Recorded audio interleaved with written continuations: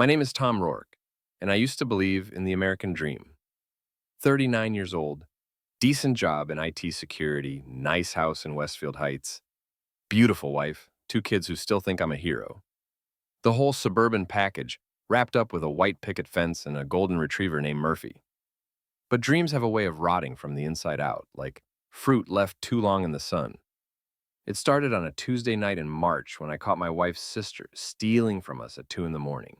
I'd been fighting the flu for 3 days, running a fever that made my head feel like it was stuffed with cotton. The sound of our kitchen drawer sliding open woke me up. Amanda was dead asleep next to me, snoring softly. Her blonde hair spread across the pillow like spilled honey. I slipped out of bed, my bare feet silent on the hardwood floor, and crept down the hallway. Becca stood at our kitchen counter, my wallet open in her hands, credit cards scattered like playing cards. She was 26, all wild curls and bad decisions, wearing yesterday's clothes and tomorrow's regrets. The overhead light cast harsh shadows under her eyes, making her look older, harder. "Looking for something?" I asked. She spun around, nearly dropping the wallet. "Tom, Jesus, you scared me. Not half as much as you're about to scare me when you explain what you're doing with my credit cards." Becca's face cycled through expressions like a slot machine. Surprise, guilt, defiance. Then, finally settling on that wounded puppy look she'd perfected over the years. "I just needed to borrow some money. It's not a big deal. At 2 in the morning? Without asking?" "You were sick. I didn't want to wake you." I walked closer, close enough to smell the alcohol on her breath and see the slight tremor in her hands. "Which card did you use?" "What? Which card did you use?" She held up the blue one, the one I kept in the back of my wallet and rarely touched. My blood went cold. "Becca, that's not my card." "What do you mean?" "That's the kids' college fund account. The one Amanda and I have been paying into for 8 years. The color drained from her face.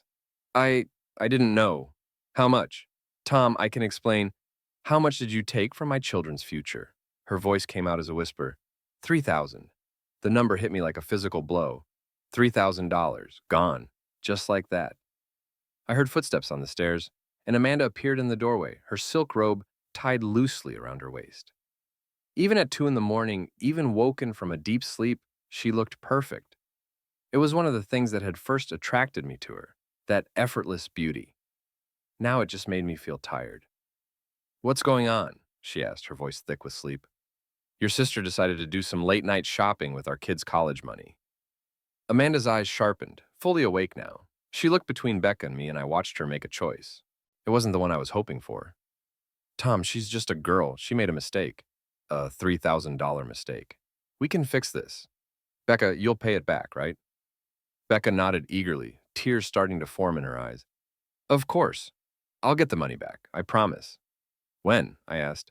"You don't have a job. You're living in our guest room because you got evicted from your apartment. Where exactly is this money going to come from?" "I'll figure it out," Becca said. "You'll figure it out." I laughed, but there was no humor in it. "Just like you figured out how to max out your credit cards, just like you figured out how to lose your apartment." "Tom," Amanda's voice carried a warning, "don't be cruel." "Cruel? She stole from our children." "Our children, Amanda. Jake's supposed to start looking at colleges next year. Sarah's got her heart set on that art program at Northwestern. And your sister just gambled away $3,000 of their future." "It's not gambling," Becca protested. "It was an investment opportunity. This guy Derek said—" "Derek?" Amanda's voice went sharp. "What does Derek have to do with this?" I looked at my wife, really looked at her. The way she'd gone rigid at the mention of that name. The way her eyes had darted away from mine. "Who's Derek?" I asked. "Nobody," Amanda said too quickly. "Just someone Becca knows." "He's helping me with some business stuff," Becca added, but she was looking at Amanda, not me. "He said this investment was a sure thing." "A sure thing," I repeated. "Let me guess. Cryptocurrency, day trading, some get-rich-quick scheme that was going to turn 3,000 into 30,000 overnight?" "Something like that," Becca mumbled. I looked at the credit card in her hand, then at my wife's face. Something was wrong here. Something beyond Becca's usual chaos and bad judgment. Amanda was nervous, and Amanda was never nervous. "I want the money back in the account by Friday," I said finally. "Tom, be reasonable," Amanda said. "She can't possibly—" Then maybe she should have thought about that before she decided to play venture capitalist with our kids' education fund. I turned and walked back toward the stairs, then stopped. And Becca, next time you want to borrow money, try asking. You might be surprised by the answer. But even as I said it, I knew there wouldn't be a next time. Something had shifted in that kitchen. Some invisible line had been crossed. The perfect suburban life I'd been living was starting to crack, and I had the sinking feeling that Becca's theft was just the beginning. I spent the rest of the night staring at the ceiling, listening to Amanda's breathing beside me, and wondering who Derek was, and why my wife had looked so scared when his name came up. By Thursday morning, I'd done what any IT security professional would do when faced with suspicious financial activity. I followed the digital trail. The kid's college account showed the $3,000 withdrawal at 11:47 p.m. on Tuesday night. But that wasn't all. Over the past 6 months, there had been a series of smaller withdrawals I'd never noticed. 500 here, 800 there, always just under the threshold that would trigger an alert. Someone had been slowly bleeding our account dry. And it wasn't just Becca. I sat in my office at Midwest Security Solutions, staring at the bank statements spread across my desk like evidence at a crime scene. My boss, Harold Vogel, knocked on my doorframe. "You look like hell, Rourke," he said, settling his bulk into the chair across from me. Harold was in his 50s with the kind of weathered face that spoke of too many cigarettes and too much coffee. He'd been running this company for 15 years, and nothing much surprised him anymore. "Feel like it too," I said, gathering up the papers. "Family trouble?" I hesitated. Harold and I had a good working relationship, but I'd never been one to bring personal problems to the office. Still, something about his gruff concern made me want to talk. "My sister-in-law stole $3,000 from my kids' college fund." Harold let out a low whistle. "That's rough. You pressing charges?" "My wife doesn't want me to, says it's a family matter. Family matters have a way of becoming legal matters real quick when money's involved." Harold leaned back in his chair. "You need some time off to deal with this? Actually, I need a favor. You still got that contact at First National? The one who helped us with the Morrison case last year?" Harold's eyes sharpened. "What kind of favor?" "I need to know where that money went. The withdrawal was made at 11:47 p.m., but I want to know what account it was transferred to." "That's getting into gray area, Tom. Bank records aren't exactly public information." "I know, but someone's been systematically draining my kids' college fund, and I need to know who. This isn't just about Becca anymore." Harold was quiet for a long moment, studying my face. Finally, he nodded. "Let me make a call."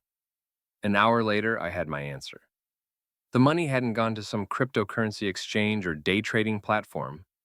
It had gone to a business account registered to Mason Consulting Services. The account holder was Derek Mason. I ran Derek Mason through every database I had access to. Social media, professional networks, public records. What I found made my stomach turn. Derek Mason, 40 years old, divorced, no kids. He ran a boutique consulting firm that specialized in business development and strategic planning. His LinkedIn profile was full of buzzwords and empty promises. His Facebook page showed a man who liked expensive restaurants, luxury cars, and taking selfies with attractive women. One of those women was my wife. The photo is from 3 weeks ago, taken at Chez Laurent, the fancy French place downtown. Amanda was laughing at something Derek was saying, her hand resting on his arm. The caption read, "Celebrating another successful project with my favorite designer." My hands were shaking as I scrolled through more photos. Derek and Amanda at a wine tasting. Derek and Amanda at some business conference in Chicago. Derek and Amanda looking very cozy at what appeared to be a hotel bar. I called Malik. Malik Washington had been my best friend since college.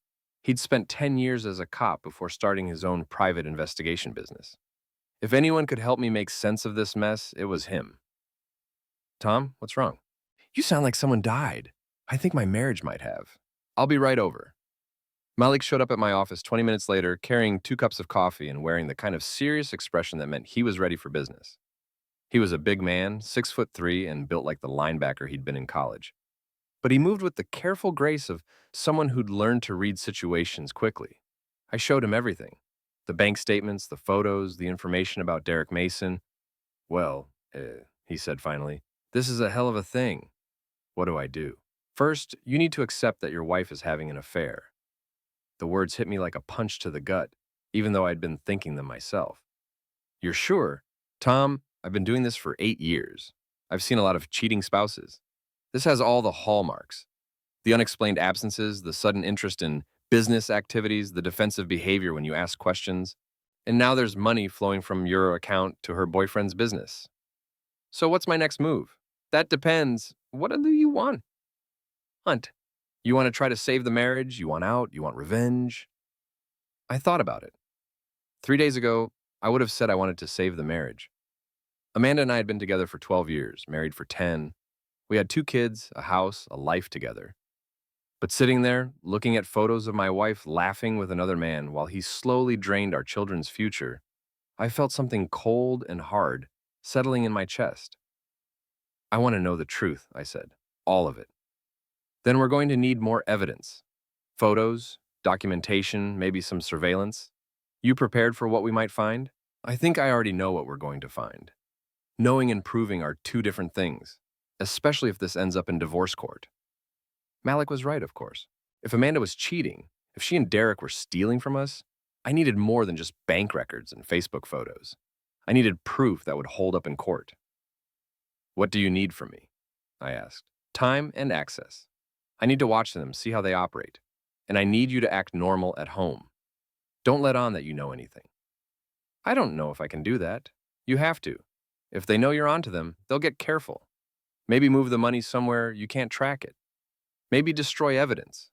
Right now, they think they're smarter than you. Let them keep thinking that. I nodded, but my stomach was churning. The idea of going home and pretending everything was normal, of sitting across from Amanda at dinner and making small talk while she was betraying our family, made me feel sick. There's something else, Malik said. If your sister-in-law is involved in this, if she's working with Derek to steal your money, then this isn't just about an affair. This is about fraud. That changes things. How? Cheating is a personal problem. Fraud is a crime. And if we can prove they've been systematically stealing from you, we can make sure they face consequences beyond just a messy divorce. I looked at the photos again, at my wife's smiling face next to Derek Mason's. 3 days ago, I'd thought the worst thing that could happen was Becca's impulsive theft. Now I was staring at evidence that the woman I'd loved and trusted for 12 years had been systematically betraying me. Do it, I said. Find out everything. This is going to get ugly, Tom. Are you ready for that? I thought about my kids, about the college fund that was supposed to secure their future, about the lies Amanda had been telling me for months, maybe years. I'm ready. The next 2 weeks were the longest of my life. Every morning I kissed Amanda goodbye and told her I loved her. Every evening I asked about her day and listened to her lies with a smile on my face. Every night I lay awake next to her, wondering how long she'd been deceiving me. Malik was thorough.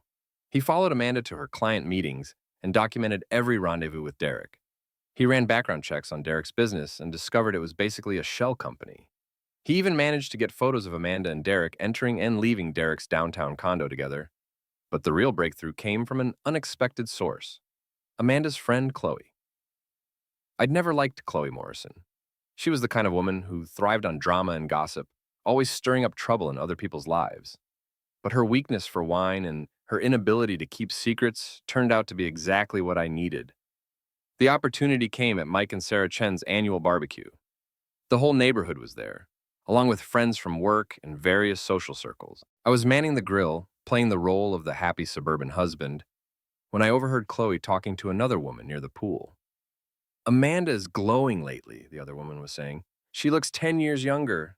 Oh, that's because of Derek, Chloe said, her voice carrying the satisfied tone of someone sharing delicious gossip. He's been amazing for her confidence. Derek, her business consultant. Though between you and me, I think he's consulting on more than just business, if you know what I mean. My hand tightened on the spatula, but I kept my expression neutral and continued flipping burgers. Chloe, you shouldn't say things like that. Amanda's married. Please. Have you seen Tom lately? He's completely checked out. All he cares about is work and those kids. Amanda deserves someone who appreciates her. Still, having an affair, it's not an affair if your husband doesn't pay attention to you anymore. Derek makes her feel alive again. He takes her to nice places, buys her expensive gifts, treats her like a woman instead of just a wife and mother. I felt like I'd been punched in the stomach, not just because of the confirmation that Amanda was cheating, but because of how casually Chloe was discussing the destruction of my family.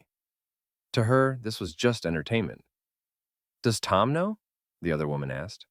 Tom doesn't know anything. He's completely oblivious. Amanda says he's so wrapped up in his computer work that he barely notices when she's gone. That stung, because there was some truth to it. I'd been working long hours lately trying to build up our savings, trying to provide for my family. I'd thought Amanda understood that everything I was doing was for us, for our future. Apparently, I'd been wrong. What about the kids? What about them? They're teenagers. They barely notice what their parents are doing anyway. And honestly, Amanda's happier now than I've seen her in years. The kids benefit from having a mother who's not miserable.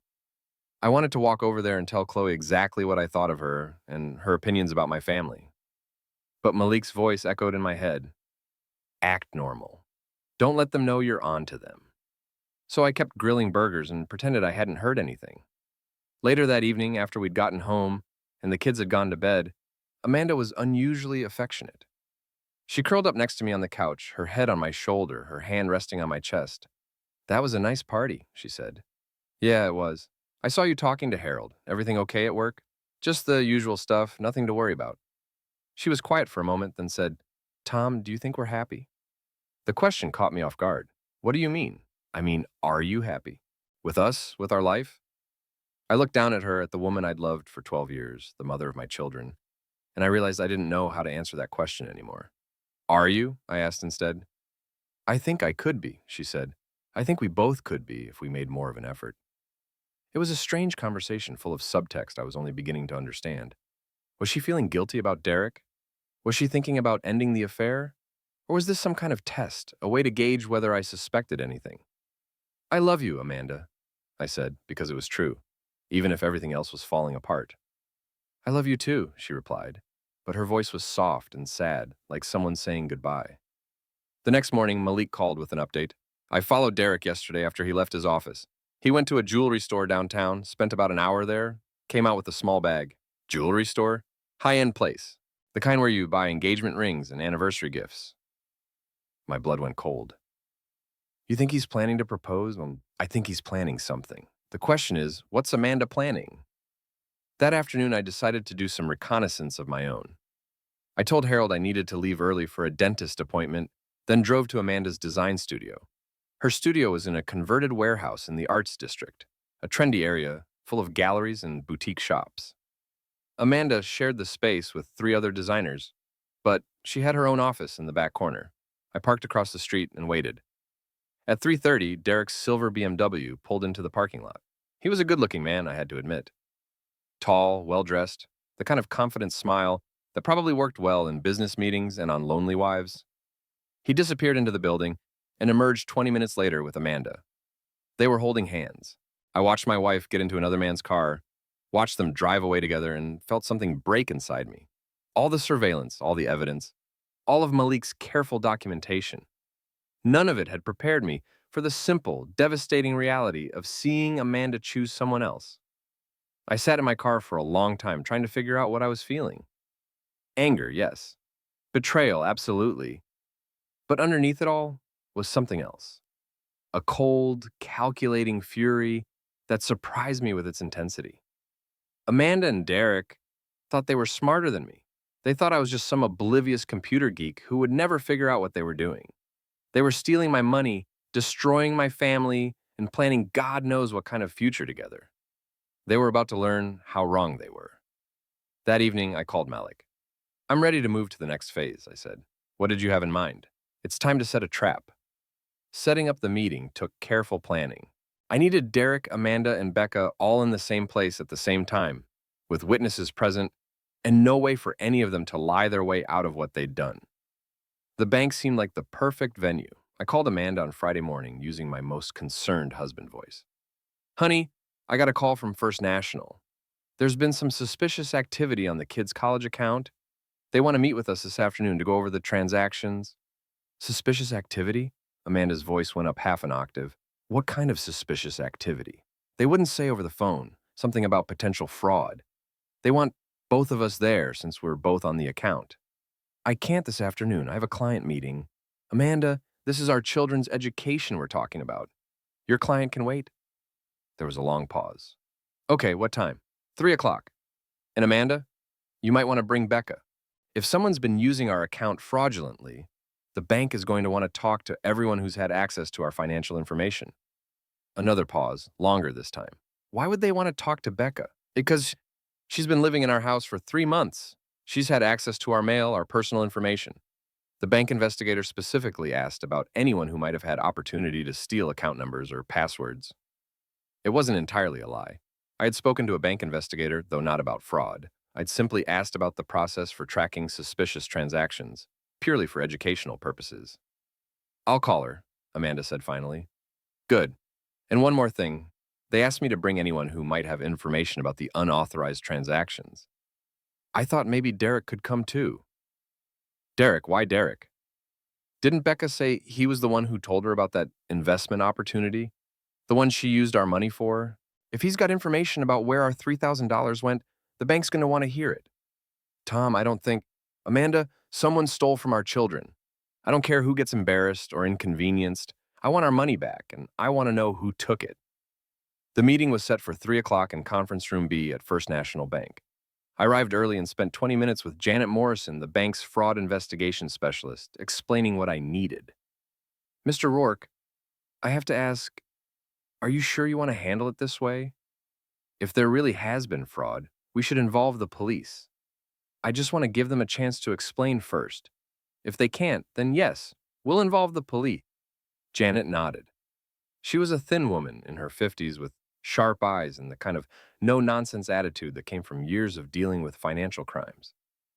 I'll have the transaction records ready, but I want you to know if this goes the way you think it's going to go, I'm legally obligated to report it. I understand. At exactly 3 o'clock, Amanda walked into the conference room with Becca trailing behind her. Both women looked nervous, but they were trying to hide it behind masks of concerned confusion. Where's Derek? I asked. He couldn't make it, Amanda said quickly. He had a client emergency. That's too bad. I really wanted to hear his explanation for why $3,000 of our money ended up in his business account. The color drained from Amanda's face. Becca made a small, choking sound. I'm sorry, what? Amanda said. Janet Morrison opened her folder and spread the transaction records across the table. These are the account statements for your children's college fund, going back 6 months. As you can see, there have been multiple unauthorized withdrawals. She pointed to the most recent transaction. This $3,000 withdrawal on Tuesday night was transferred directly to an account belonging to Mason Consulting Services. The account holder is Derek Mason. Amanda stared at the papers like they were written in a foreign language. There must be some mistake. No mistake, Janet said. We have security footage of the transaction being initiated from your home computer using your account login information. The timestamp shows 11:47 p.m. on Tuesday. I looked at Becca. That's about the time I found you in our kitchen with my credit cards, isn't it? Tom, I can explain, Becca started. Actually, I'd like to hear Amanda explain first. I turned to my wife. Because according to these records, this wasn't the first time money was transferred to Derek's account. There have been 6 other transfers over the past 4 months, all of them authorized using your login credentials. Amanda's mouth opened and closed like a fish gasping for air. I don't understand. Let me help you understand. I pulled out my phone and showed her one of Malik's surveillance photos. Amanda and Derek holding hands outside her studio. This was taken yesterday afternoon, right around the time you told me you were meeting with a client about a kitchen renovation. Tom, and this one was taken last week. Another photo. This one of Amanda and Derek entering his condo building together. Tuesday evening, the same day you said you were working late on the Henderson project. Becca was crying now, quiet tears streaming down her face. Amanda, you said he wouldn't find out. You promised. Shut up, Becca, Amanda snapped. So you did know, I said. You knew Derek was stealing our money. It's not stealing, Amanda said, her voice getting stronger, more defensive. It's an investment. Derek has connections, opportunities. He was going to double the money and put it back before you noticed. Gambling with our children's college fund without my knowledge or consent. I'm pretty sure that's the definition of stealing. Janet Morrison cleared her throat. Mrs. Rourke, I need to ask you directly. Did you authorize these transfers to Mr. Mason's account? Amanda looked around the room like a trapped animal. Finally, she nodded. Yes, but it wasn't supposed to be permanent. We were going to pay it back. With interest, Becca added helpfully. Derek said we could make enough to pay for both kids' college and still have money left over. And where is this money now? I asked. Silence. Where's the money, Amanda? There were some complications with the investment, she said quietly. What kind of complications? The cryptocurrency market crashed. Derek lost everything. Janet Morrison was writing furiously in her notebook. So you're saying the money is gone? Derek says he can get it back. He just needs more time. I laughed, but there was no humor in it. More time and more money, I'm guessing. He's a good man, Tom. He's trying to help us. Help us? Amanda, he's stolen $12,000 from our children's education fund. How exactly is that helping us? 12,000? Becca looked confused. I thought it was just 3. I showed them the transaction records. 3,000 last Tuesday. But before that, there were 6 other transfers. 500 in January, 800 in February, 1,500 in March. It adds up to $12,000, all of it transferred to Derek Mason's business account, all of it now gone. Amanda was staring at the papers, and I could see the moment when she realized how bad this looked. Not just the affair, not just the lying, but the systematic theft of money meant for our children's future. I want to see Derek, I said. I want to hear his explanation for this. He's not available, Amanda said. Then make him available. Because right now, the only explanations I'm hearing involve fraud, theft, and conspiracy. If Derek has a better story, now would be a good time to share it. Amanda pulled out her phone with shaking hands and dialed Derek's number. It went straight to voicemail. She tried again. Voicemail. He's probably in a meeting, she said, but her voice lacked conviction. Janet Morrison closed her folder. Mr. and Mrs. Rourke, I'm going to need some time to review all of this information. In the meantime, I'm placing a freeze on all accounts associated with your family finances. No money goes in or out without both of your signatures and bank approval. What does that mean? Becca asked. It means, I said, standing up from the table, that the game is over. As we walked out of the bank, Amanda grabbed my arm. Tom, please, let me explain. Explain what? That you've been having an affair? That you've been stealing from our children? That you've been lying to me for months? It's not what you think. Then what is it, Amanda? Because from where I'm standing, it looks like my wife and her sister conspired with her boyfriend to steal $12,000 from our family. Derek loves me, she said, and there was something desperate in her voice. He wants to marry me. Congratulations. I hope you'll be very happy together, but you're not doing it with my money. I walked away, leaving Amanda and Becca standing in the bank parking lot. As I got into my car, I saw Derek's silver BMW pulling up to the curb. He got out and hurried toward Amanda, his face a mask of concern and confusion. I rolled down my window and called out to him. Derek, good to finally meet you. We need to talk. He looked at me like a deer caught in headlights, then quickly looked away and took Amanda's arm, steering her toward his car. Soon, I called after them. Real soon. Derek thought he was smart, but he'd made one critical mistake. He'd underestimated exactly how angry a man could get when someone stole from his children. Over the weekend, while Amanda stayed at her sister's house and refused to return my calls, I put my IT skills to work. I didn't hack anything. I didn't need to. Derek Mason had been sloppy with his digital footprint, and everything I needed was hiding in plain sight on public records, social media, and business databases. Mason Consulting Services was a joke. The company had been incorporated 8 months ago with no employees, no office lease, and no legitimate business income. Derek's personal finances were a disaster. 3 maxed-out credit cards, 2 months behind on his condo payments, and a BMW that was about to be repossessed. But the real gold mine was his social media presence. Derek loved posting photos of his lavish lifestyle, expensive dinners, luxury hotels, designer clothes. What he didn't realize was that every photo contained metadata showing exactly when and where it was taken. I cross-referenced his posts with the dates money had been transferred from our account. The correlation was perfect. Every time Derek posted photos of some expensive adventure, it was within days of money disappearing from my kids' college fund. The $3,000 transfer from last Tuesday, Derek had posted photos from a weekend trip to Las Vegas the very next day. The $1,500 transfer from March, Derek had bought a Rolex that same week and posted a photo of it on Instagram with the caption, "Treating myself." He wasn't investing our money. He was spending it on himself, using our children's future to fund his midlife crisis fantasy. Monday morning, I called Amanda. "We need to talk," I said. "Tom, I'm so sorry. I never meant for things to go this far. Where are you?" "I'm staying at Becca's friend's place. Just until we can figure this out.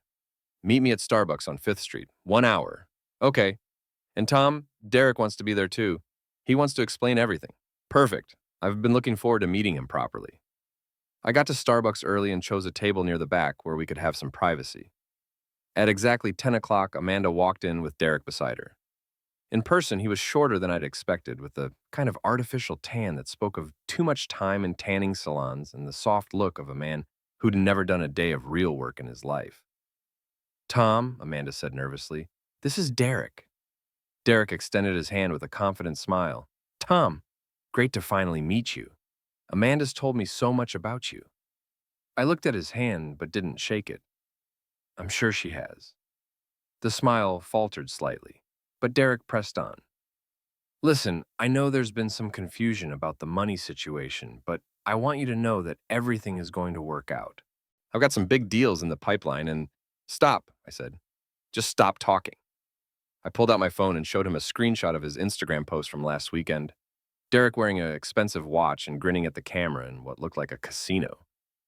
"This is a nice watch. Rolex Submariner, right? About $1,500 retail." Derek glanced at Amanda nervously.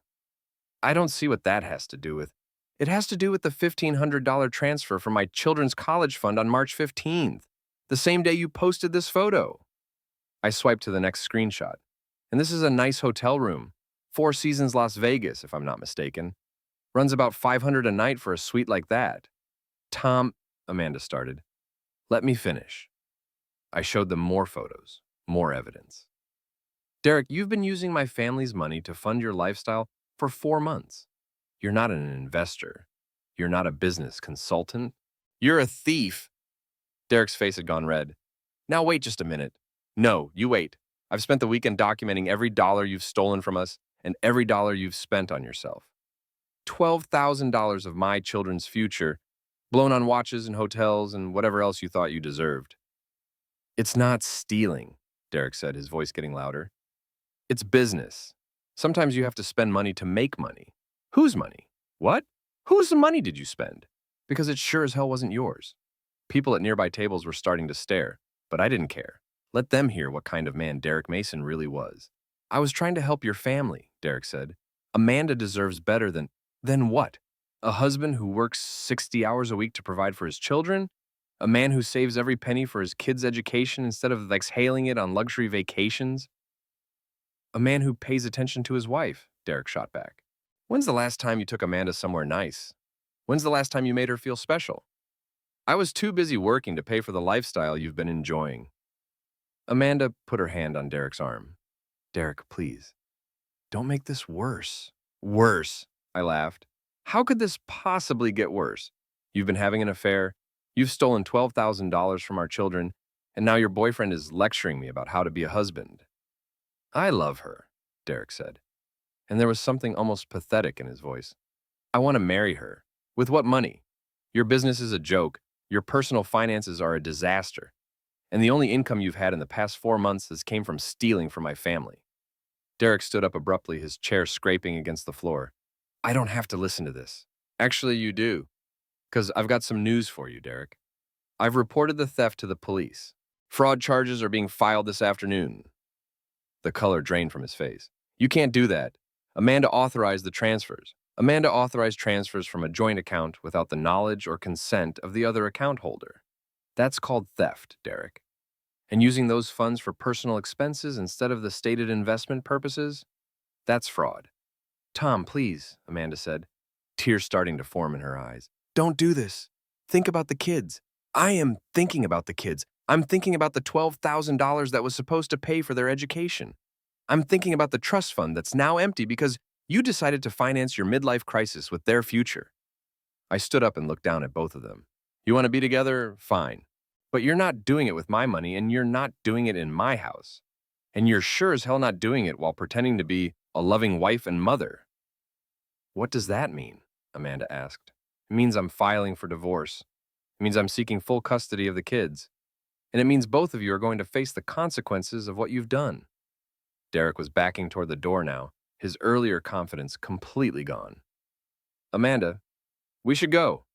Run if you want to, Derek. But the police know where to find you.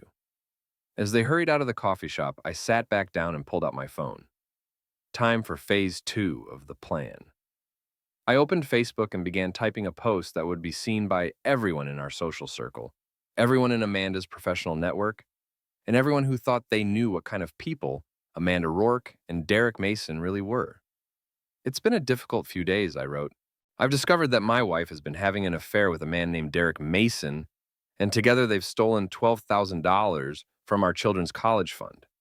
I'm sharing this not for sympathy, but because Derek operates a fake consulting business and may be targeting other families. Please be careful who you trust with your money and your marriages. I attached the bank records, the social media screenshots, and several of Malik's surveillance photos. Then I hit share. Within an hour, the post had been shared 50 times. By the end of the day, it had been shared over 200 times. Amanda's phone started ringing immediately, clients, friends, family members all wanting to know if it was true.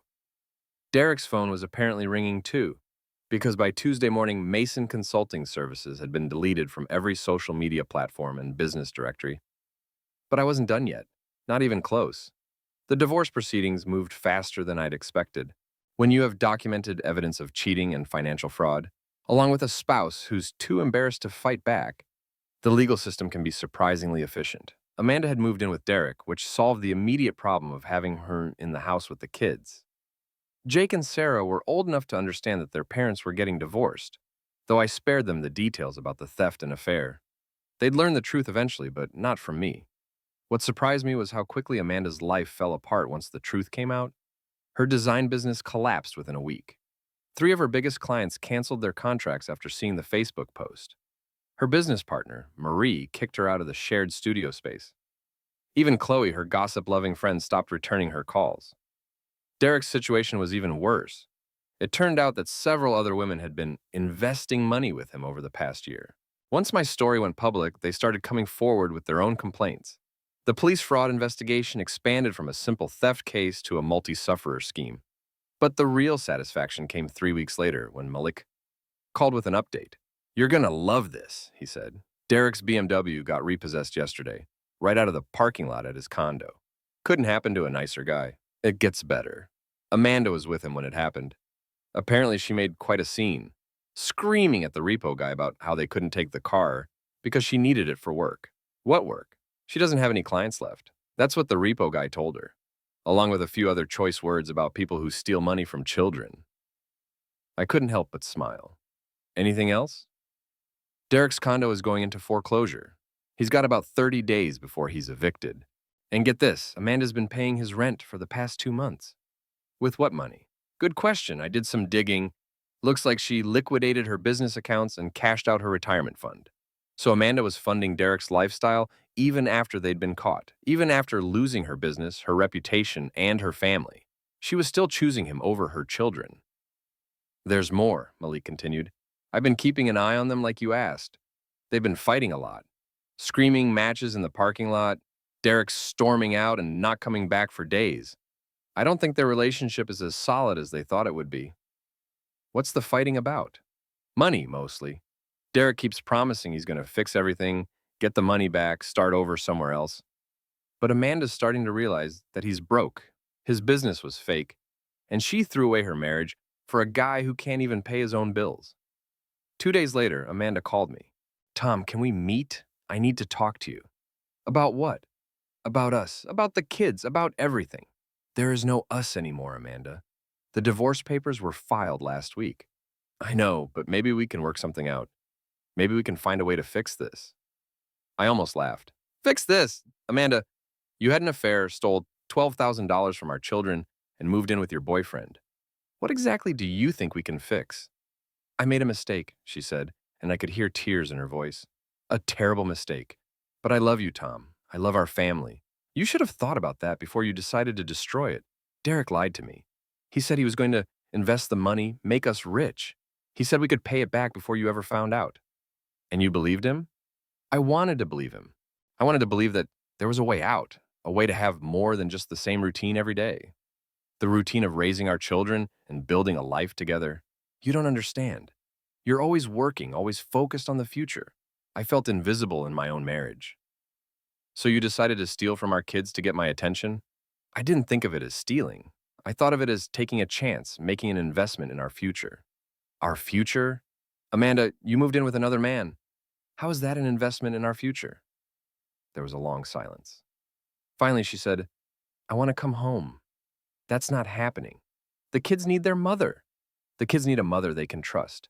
Someone who puts their welfare ahead of her own selfish desires. Tom, please, Derek and I are over. It was a mistake, a terrible mistake. I want to make it right. It's too late for that. It's never too late. We can go to counseling, work through this together. Amanda, listen to me very carefully. You stole from our children. You lied to my face for months. You destroyed our family for a man who turned out to be a fraud and a thief. There is no coming back from that. So that's it? 12 years of marriage and you're just throwing it all away? I didn't throw it away. You did. She was crying now, real sobs that might have moved me a few weeks ago. Now they just sounded like self-pity. What am I supposed to do? She asked. I've lost everything. My business, my friends, my family. You made your choices, Amanda. Now you get to live with the consequences. I have nowhere to go. Derek's place is being foreclosed on, and I don't have any money left. That's not my problem anymore. Tom, I'm begging you. I'll do anything to make this right.